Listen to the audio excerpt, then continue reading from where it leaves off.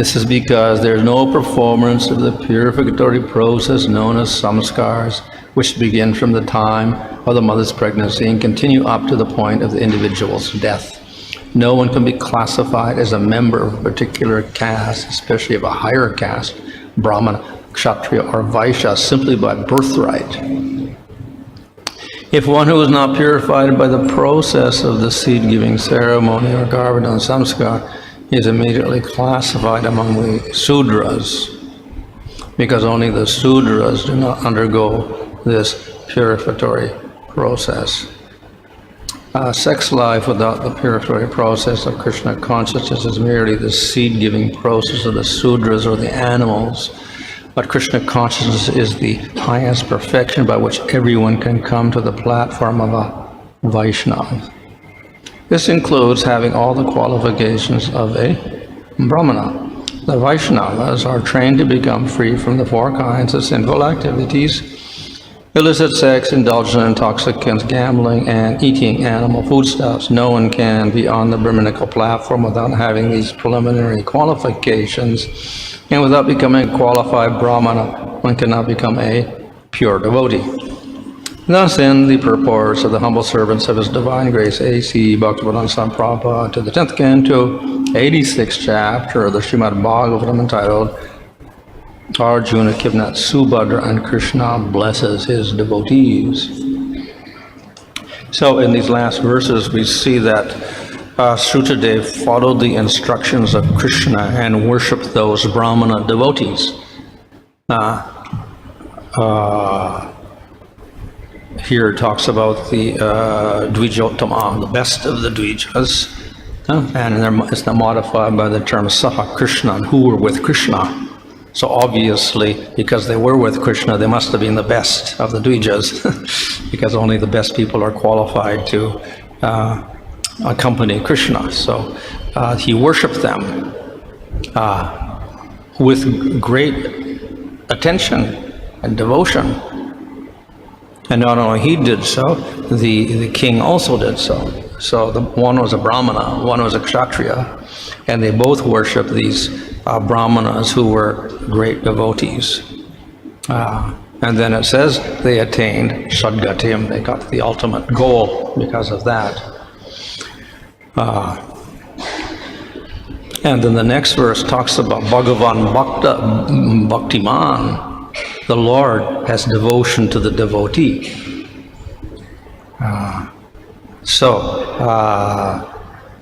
Because of that, the Supreme Lord stayed with these two devotees.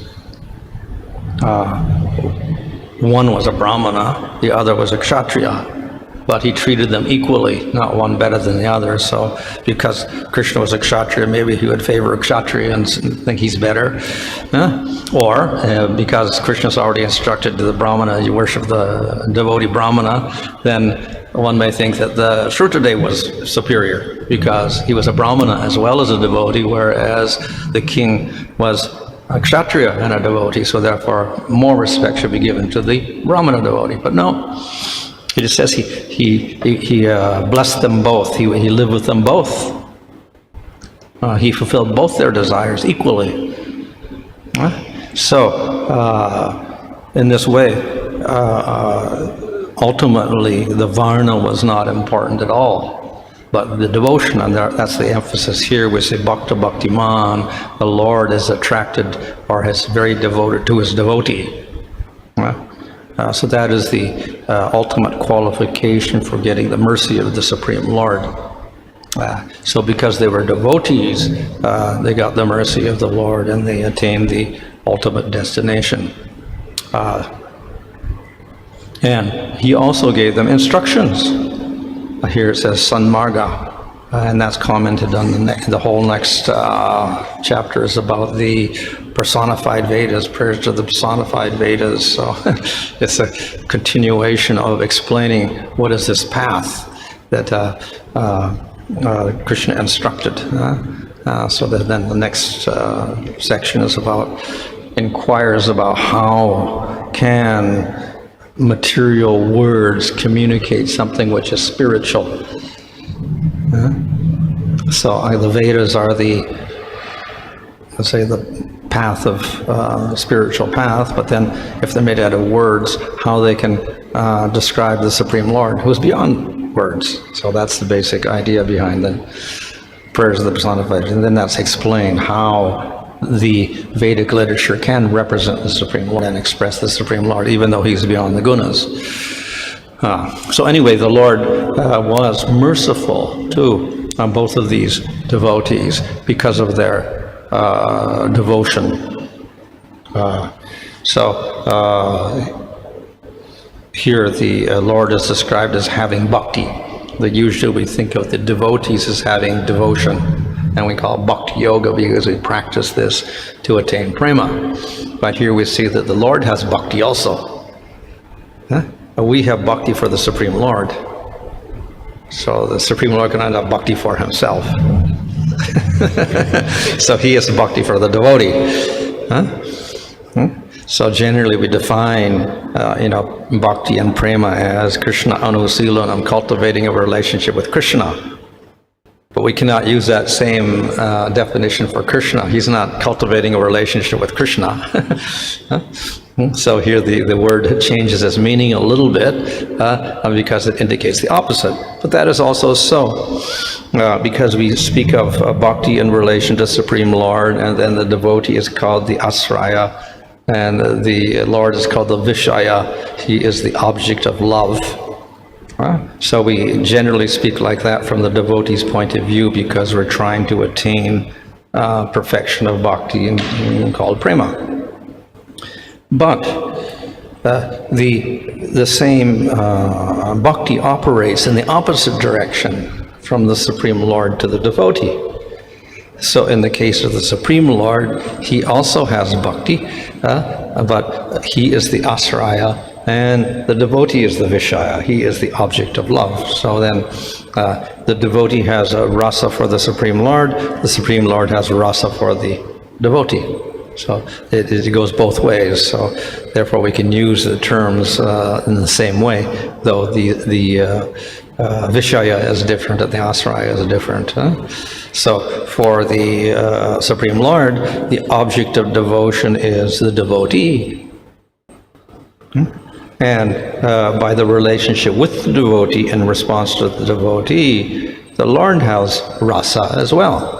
Just as the devotee develops ananda and rasa.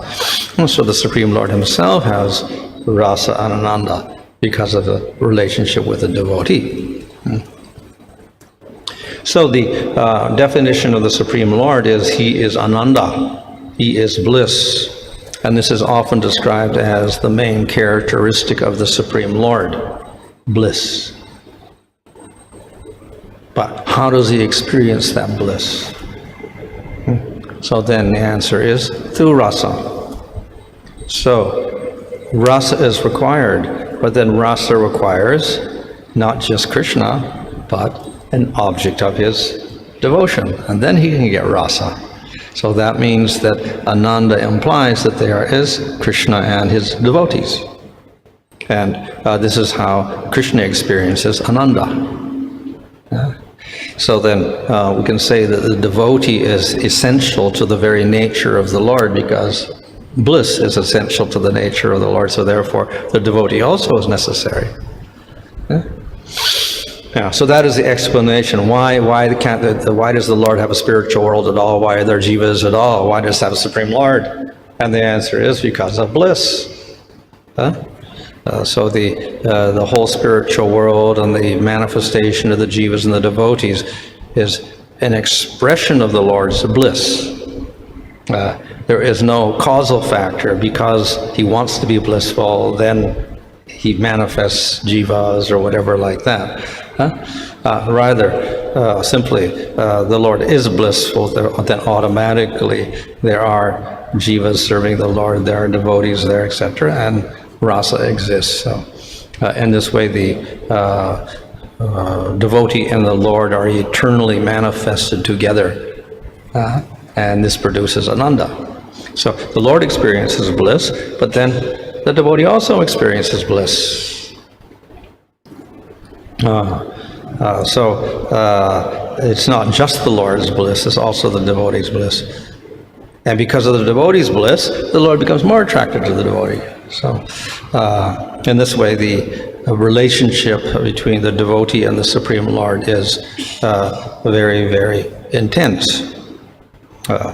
So if Ananda is the very basis of the Lord, or his main quality, and the devotee is essential to that, then it is no wonder that we describe this, the Lord as being very affectionate towards his devotee, as having bhakti for his devotee. It must be so. This is part of the essential nature of the Lord. So we call the Lord Bhaktavatsala. And this is often described as the chief quality of the Supreme Lord. The Lord has countless qualities, but the greatest quality is Bhaktavatsala, affection for his devotees. And as we've seen here, this is beyond material considerations. It is beyond consideration of Varna. It is beyond consideration of male or female, young or old, or whatever. And it's even beyond consideration of human form or animal form or whatever, because Garuda is an animal form in the spiritual world, and he's bird form. So, and he's a great devotee. Or you have Hanuman, who's a monkey, and he's a great devotee. So it's not even restricted to human forms. It could be any form, but the main idea is devotion. They are devotees, so the Lord is attracted to his devotees. So a very, very essential quality of the Lord. So this becomes an attractive quality. The Lord has many qualities, and for people of devotees of lower understanding, they often appreciate the greatness of the Lord, power of the Lord. Like we say, we're eternal Krishna Das, so therefore we are eternally the servant. The Lord is eternally a powerful person, and we are some little specks. So that's how our initial acceptance of the Lord, that he is quite different from us, and we have to serve him. This, of course, has positive aspects. It gets rid of our pride. But it also has some negative aspects in the sense that it can obstruct the relationship. So we can think of the Lord as all-powerful, and then we'll all start thinking of the Lord as, because he's all-powerful, then he's going to punish us. And then we have fear of the Lord. So our relationship becomes not an affectionate relationship, it becomes a fearful relationship, based on fear. Because the Lord will punish us, therefore we have to obey him, because he's all supreme, etc. So if this becomes prominent, that will, say, disturb the affectionate relationship. Though we do accept the prime position of the Supreme Lord, he's the supreme independent, etc., and that's essential for the performance of bhakti, understand the difference between the Lord and the jiva. At the same time, in order to experience real bliss, that barrier of too much reverence and fear has to disappear, or at least become minimized.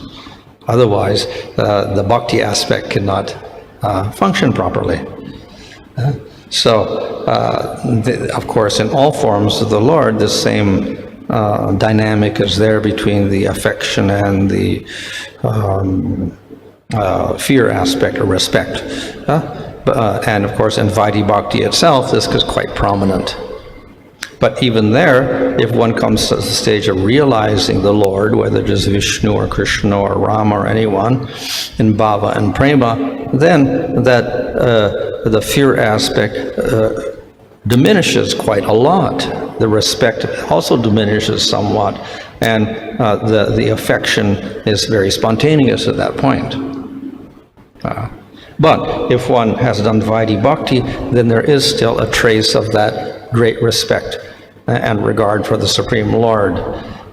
And that will also be manifested in the form of the Lord that one realizes. So one will realize a Lord with a great majestic form, with displaying majestic qualities. So then naturally we feel some reverence there. Nevertheless, if a person through Vaidhi Bhakti attains bhava, then he does have spontaneous affection for the Lord, and he gets prema also. So he's not deprived of prema because of that. But nevertheless, there's some little bit of restriction because of that feeling of reverence. In the case of Krishna, if we worship Krishna as he is in Vrindavan, then we develop a realization where that reverence disappears completely, and the affectionate relationship becomes overrides everything else. And we could say that produces the highest bliss for the devotee and for the Supreme Lord. Of all the devotees in the spiritual world, who gets the most mercy? That is the question asked in the Brihad Bhagavatamrita. And then the conclusion is the people of Vrindavan get the most mercy because they have the closest relationship with Krishna. They get the highest bliss. So how can they get the highest bliss? Because they get the most mercy from Krishna. So what? Because Krishna is most attracted to them. He gets the most bliss from them. So therefore the devotees in Vrindavan are the ultimate devotees. So this phrase here, Bhakta Bhaktiman, he has bhakti for his devotees. That is true in all cases where there is devotion. So he is attracted to devotees doing sadhana. They're not pure, but doing sadhana. And even he's attracted to those doing mixed bhakti, as in the case of Gajendra and others. But of course he's more attracted to those doing pure bhakti. And that is stated in Bhagavad Gita, where he talks about the 4 types of devotees, but the best one is the Jnani, who doesn't have material mixture in his devotion. So the devotee who's doing the sadhana, but it's pure sadhana, then he is gets more affection from the Supreme Lord. But then one who has bhava, obviously the Lord's more attracted because he reveals himself to that person. And then one who has prema, the Lord is Krishna Karshani. That type of bhakti, prema, attracts Krishna and controls Krishna. So therefore Krishna is more attracted even to the prema bhakta. So it comes in, like I say, degrees. Krishna's attraction and affection for the devotees is of various amounts according to the particular type of devotees. And then even in prema, that prema is manifested differently. So Vishnu has prema for his devotees also, and then Rama has prema for his devotees, and then Krishna has prema for his devotees. So in these different forms of the Lord, then that affection is manifested in different strengths. And when we get to Krishna, then that's the ultimate strength with Krishna. And even in Krishna, then, that in Dwarka is less, and that in Vrindavan is most. So therefore, in this way, the Krishna displays the most affection for the people of Vrindavan. And even though he's in Dwarka, as Narada Muni experiences, he's in Dwarka, he's always thinking of Vrindavan. So when he's sleeping, then he's dreaming of Vrindavan. When he's awake, he's thinking of Vrindavan. So he's more attracted to the people of Vrindavan than he is to the people in Dwarka. So in this way, he shows the most affection and attraction for the people of Vrindavan, and he's most under their control, ultimately. So within sadhana and then within prema itself, we get various degrees in which the Lord expresses his affection for his devotees until we get ultimate devotees. So these 2 devotees are not Brajavasis, they are outside in Mithila, so they're, we can say, equivalent to the Dwarka type pastimes like that, in which they have also respect mixed with their worship. Nevertheless, they were highly qualified, and it says they attained the supreme destination, so they must have been at the last stages of sadhana or into bhava already, and therefore the Lord appeared to them, and then they got prema and they went to the spiritual world.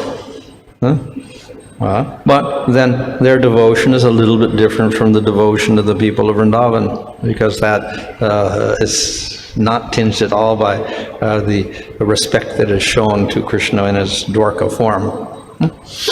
But the Lord responds to each devotee according to his that devotee's own mood. So that's also an explanation of the verse, as you surrender unto me, I respond. So that's not just for material world or whatever, but also within bhakti itself, the Lord responds according to the aspirations of these different devotees. So Sruta Devam Bahulasva aspire in one way to see the Lord in this particular form and with a particular mood, and the Lord responds to that, and he rewards them accordingly, and they get a spiritual form suitable for that type of service in the spiritual world. And the people of Vrindavan aspire differently, and they see Krishna in a much different way, and those who follow after that path also attain a similar type of destination. So the Lord responds to the particular desires of the devotee. It's up to the devotee to decide how he wants to worship the Lord. And then the Lord responds to that. So there's a question asked, well, why does the Lord have so many forms? And then the answer is because there's so many devotees. And the devotees all are individuals, and they want to see the Lord differently, and they have different mood for the Lord. So the Lord manifests these different forms.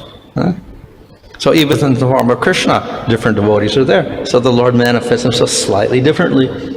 So he manifests himself differently for Mother Yasoda, differently for the gopis, differently for the cowherd boys, slightly differently. And the devotees experience something different. Or as in Mathura, when Krishna went to Mathura, then 12 different types of people experienced Krishna completely differently. Some in Sakya Rasa, some in Vatsalya Rasa, some in Madhurya Rasa, some in Bhayanak Rasa, some in Jugupsa Rasa, some in Abhutud Rasa, some in Shanta Rasa, so some in Dasya Rasa, all secondary and primary rasas they responded because they were different types of persons.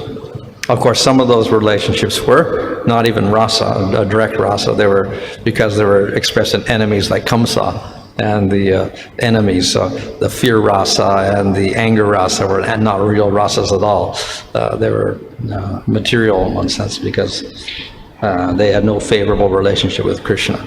But anyway, even with the demons then, the Lord manifests himself differently. They saw Krishna with fear and anger, whereas the devotees didn't see that at all. None of the devotees saw that. Even the yogis didn't see him like that. They saw him in Shantarasa. So the Lord also responds to the non-devotees differently, all according to their type of mood, according to their level of consciousness. So in this way, the Lord actually responds to everyone, but he responds to the devotee with devotion, and in that devotion he responds according to the different level of and mood of affection that the devotee has, and that's quite proper. Why? Because the Lord likes to please his devotee, so therefore he responds in a way most suitable and pleasing to the devotee, which shows that the Lord is under control of his devotee. Is there any difference between the Lord being Bhakta Bhaktiman and Bhakta Vatsala? Same thing. Bhaktiman or Vatsal, the same affection. This variegatedness in the souls created for the pleasure of the Lord, it is controlled by the Lord himself or the three gunas? Well, variegated? Well, no. Well, variegatedness, of course, is in the three gunas, but that's material. But each soul, by its very definition, is different. He's a different individual. If they're all the same individual in different consciousness, something like a yogi expanding himself into different forms, or Krishna expanding himself into different forms, so as one jiva expanded into many with the same consciousness, then that would be one jiva manifested in many forms. But that's not what the jiva is. The jiva is individual particles of consciousness with a sense of their own I. So therefore they're all individuals by nature. The jiva by nature is an individual with his own particular perception, sense of I, etc. And so he has his freedom to choose just what he wants to do, how he wants to see, etc. Dvija Uttama, so topmost Brahmanas. That means what? These Brahmanas are better than other Brahmanas because they have accepted Krishna? Obviously. Like Vijay. Yeah. In the text 55, the question from the Of course, you can say sometimes the word Dvijottama is just simply used as he was a very good Brahmana, which means he was following, he was not a Brahmana in name only, which is also there, which is also okay in one sense, but then better than that is a Brahmana who's following properly everything. And then better than that is at least he's following all the rules of a Brahmana, but then one who has full understanding of the proper conclusion of the Vedas, he's a better Brahmana even. He's the best Brahmana, we can say. And then if he has devotion to Krishna, then he's developed prema, then he would be the best Brahmana. Text 55, 3 verse before, is a question from the internet. As per the verse, ignorant of this truth, foolish people neglect and enviously offend a Brahmana, who being non-different from me, is a spiritual master and very self. This is the translation. What's that? 55, text 55. 55. So question is, who are those people who are envious of Brahmana and why they are envious of Brahmana? Well, it could be anybody. It could be an envious person in the Varna ashram system, a Sudra or a Vaishya or a Kshatriya, say, why the Brahmanas are getting such respect. Of course, then they're not real members of the Varna ashram system in that case, but we do see cases like that the Kshatriyas start protesting against the Brahmanas, and then they take away the Brahmanas, they kick the Brahmanas out. We see, who was it, the King Vena, he completely disregarded the Brahmanas like that. So we get envious individuals who are from lower Varnas, but actually they're not even in the Varna ashram system. It could be such people. And particularly we find the demons like Hiranyakasipu or Kamsa, for instance. Kamsa, he wanted to stop the Brahmanas doing sacrifices, and if we stop the Brahmanas and persecute them, then Vishnu gets injured because he's dear to the Brahmanas, etc. So demons, of course, will also do that, disrespect. Not only the Brahmanas, they'll disrespect everybody in the Varnashram system, or devotees also. Of course, more than this is those people who commit aparadha against the devotees, whether they are Brahmanas, Vaishyas, Kshatriyas, Sudras, or Mlechas, or anything. If they're devotees and a person offends them, that's even worse. That's a much worse thing. In terms of devotion, because they can't advance devotionally. Here, if it's simply a Brahmana, then one can go to hell or something like that. But then if one offends a devotee, then one is not only goes to hell, but a possibility of bhakti is blocked. So it's even worse effect for the devotees. And of course, then we have people in the Varnashram system, the Brahmanas could be devotees also, so in that case, it's double aparadha. They have offense against a devotee as well as simply offending the Brahmana. What about one Brahmana offending another Brahmana? We see sometimes Smarta Brahmanas offending, having an argument with the Vaishnava Brahmana. Well, I guess that we could say if the Brahmanas themselves showing bad qualities. Because it's showing their lack of qualification as Brahmanas, so they have the Brahmana in name only. We see the case of King Nriga, the two Brahmanas began arguing, it's my cow, and he says, no, it's my cow, or whatever like that. So, and then they got angry at the king also, so that was also not, we can say, proper conduct either. Maharaj, Srila Prabhupada and some other acharyas like Bhaktivinoda Thakur, they seem to suggest that practicing Vaidhi Bhakti will give rise to Raganuga Bhakti. Well, it can if one gets association of devotees who are attracted to Krishna in that particular way and get influenced that way, or get exposed to the Bhagavatam, etc., and start reading the Bhagavatam. So obviously to develop Raganuga, we have to start somewhere. So as I said, that how it develops is you hear Bhagavatam and then become attracted to those pastimes of Krishna, etc. So then we hear from devotees, etc. So one could start with Vaidhi or whatever. One could start with nothing and just start Raganuga. It is possible, probably rare, but Vishnu Chakravarti indicates that one could start Shraddha. The Shraddha could start with Raganuga Bhakti, and then one could go on that path also. And usually that's because previous lifetime they had already contacted Raganuga and developed attraction for Krishna. So then it's already there, and then it manifests again when they start Bhakti in this lifetime. So possible again. And Krishna, being Akhila Rasamrita Murti, his form alone should be able to manifest all the rasas. So then why are the other forms required at all? Ramachandra, Narasimha. Well, actually, they're not. They're all one. They're all God. But they want to express rasa with a different form. So therefore, Krishna takes a different form. They want to see a majestic form, which is eternally majestic. So Krishna will, he's both. So but they want to see, no, we only want to see the majesty of God. So he'll manifest Vishnu or Ramchandra, etc. You find that different avatars, like Parashuram, he was there when Rama came. So one avatar also having a debate with another avatar. Yeah, even when Krishna is here. Yeah, they can meet. But of course, he's a Shaktivesh avatar. Narada Muni is a Shaktivesh avatar also, and he comes all the time in Krishna's pastimes. Hare Krishna Maharaj, how do you understand Vishwamitra and Vashishta pastime? Because Vishwamitra is Kshatriya and he Yes. Vishwamitra and Vashishta. What about Vishwamitra and Vashishta. Who? Vishwamitra. Vishishta. So they have a competition and then finally Vishwamitra becomes a Brahma Yogi. How do you understand? He's offending a... Well, again, we see that this type of competition is not actually the ideal position of a Brahmana, also of a sage. And they get angry, etc., and they compete with each other. So not the actual good conduct of a good Brahmana. So we can say there's some impurity there.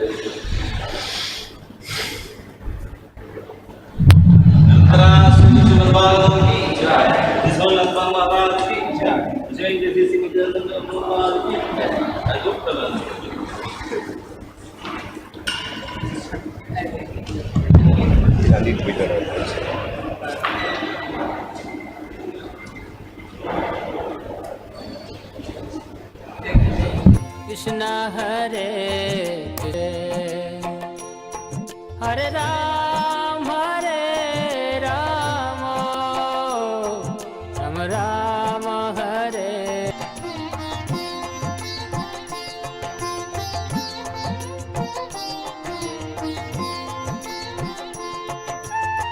Hare Ram.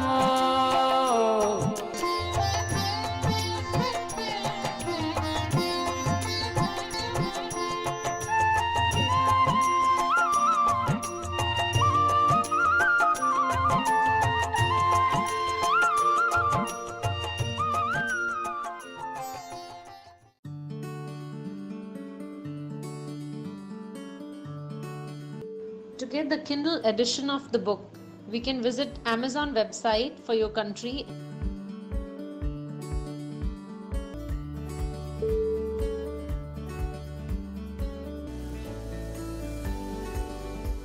By clicking HH Bhanuswamy, we can see the entire library. Let's select a book. To click on it to select your device. Details and complete the payment process.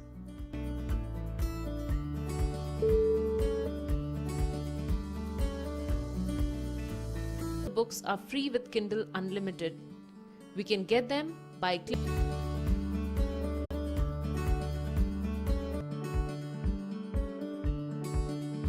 Type HH Bhanuswamy in the search bar to get the complete list of Maharaj's publications. Option. Hare Krishna.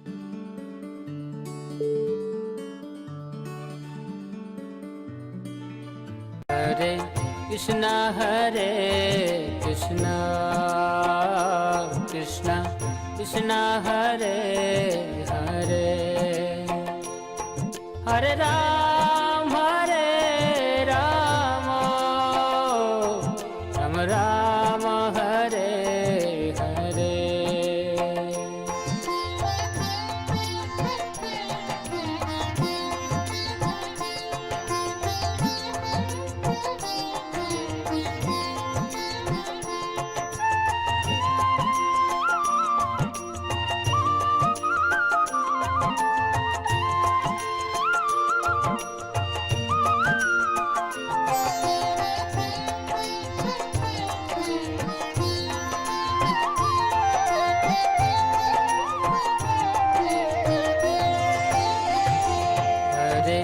Krishna Hare Krishna Krishna Krishna Hare Hare Hare Ram Hare Ram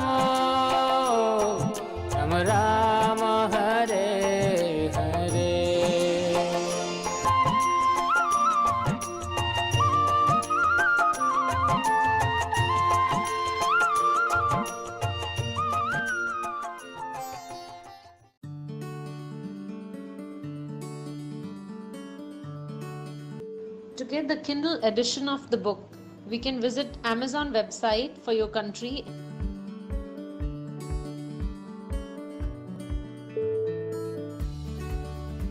Sign in with your account.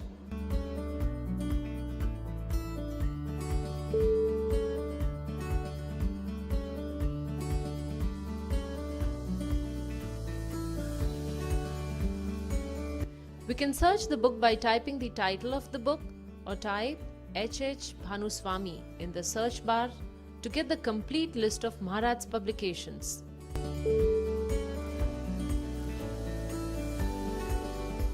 By clicking H.H. Bhanuswamy, we can see the entire library.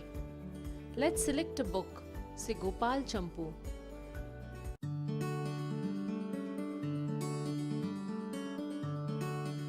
On the right hand side, we will find a drop down box with the title Deliver To. Click on it to select your device. Click Buy Now and proceed with your login details and complete the payment process.